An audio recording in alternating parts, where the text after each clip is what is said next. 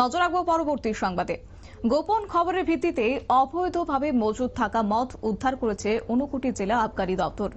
অবশ্য 1,13,000 টাকার অবৈধ মদ উদ্ধার করেছে ঊনকোটি জেলা আবগারি দপ্তর। এই ব্যাপারে ঊনকোটি জেলা আবগারি দপ্তরের ইন্সপেক্টর চয়ন লস্কর জানিয়েছেন যে 10 এপ্রিল বৃহস্পতিবার আবগারি দপ্তরের কর্মী সহ কৈলাসহর থানার পুলিশ, মহিলা থানার মহিলা পুলিশ, টিএসআর এবং আসাম রাইফেলস 28 নম্বর ব্যাটালিয়ন যৌথভাবে কৈলাসহর মহকুমার ফটিকরায় বিধানসভার বিলাসপুর গ্রাম পঞ্চায়েতের অধীনস্থ পেচারডহর এলাকার বাসিন্দা পঞ্চু দত্তের বাড়িতে অভিযান চালায় এবং অভিযানে 55 কার্টুন মদ উদ্ধার করা হয়েছে। পরবর্তী সময়ে পঞ্চু দত্তের বাড়ির পাশে পঞ্চু দত্তেরই ওয়ার হাউস থেকে আরও 35 কার্টুন ভর্তি মদ উদ্ধার করা হয়েছে।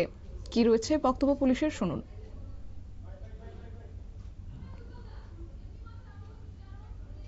আমরা ঊনকোটি আবগারি দপ্তর, কৈলাসহর পিএস, টিএসআর এবং 28 ব্যাটালিয়ন আসাম রাইফেলসের যৌথ উদ্যোগে পেচারডহর এরিয়াতে একটা জয়েন্ট রেড করা হয়।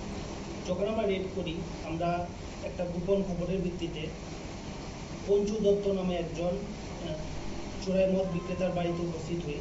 তখন পঞ্চু দত্তকে বাড়িতে পাওয়া যায়নি, কিন্তু ওনার স্ত্রী এবং পাড়া প্রতিবেশীরা ওখানে সাক্ষী হিসাবে উপস্থিত ছিলেন। সবার উপস্থিতিতে সমস্ত নিয়ম কানুন মেনে আমরা যখন ওখানে সার্চ অভিযান চালাই, তখন ওইখান থেকে 55 কেস আসামের তৈরি বাংলা এবং বিলেতি মদ উদ্ধার হয়। তারপর পঞ্চু দত্তের ওয়ার হাউস, যেটা ওনার বাড়ির কাছে পেচারডহরে অবস্থিত, ওই জায়গা থেকে আরও 35 কেস আসামের তৈরি মদ উদ্ধার হয়। পঞ্চু দত্ত উপস্থিত না থাকায় ওনাকে গ্রেফতার করা যায়নি, কিন্তু আমরা একটা কেস নিয়েছি এবং এই কেসটা লঞ্চ করা হবে। আপনারা শুনলেন ইন্সপেক্টর চয়ন লস্করের বক্তব্য। তিনি জানিয়েছেন যে উদ্ধার হওয়া সব মদ পার্শ্ববর্তী আসাম রাজ্যের কান্ট্রি লিকার ও বিলিতি মদ। উদ্ধারকৃত মদের বাজার মূল্য 1,13,000 টাকা। মদগুলো আসাম থেকে ত্রিপুরায় অবৈধভাবে আনা হয়েছে। তল্লাশির সময় পঞ্চু দত্ত বাড়িতে ছিলেন না এবং স্থানীয় গ্রামবাসীদের সামনে তল্লাশি হয়েছে বলেও তিনি জানিয়েছেন।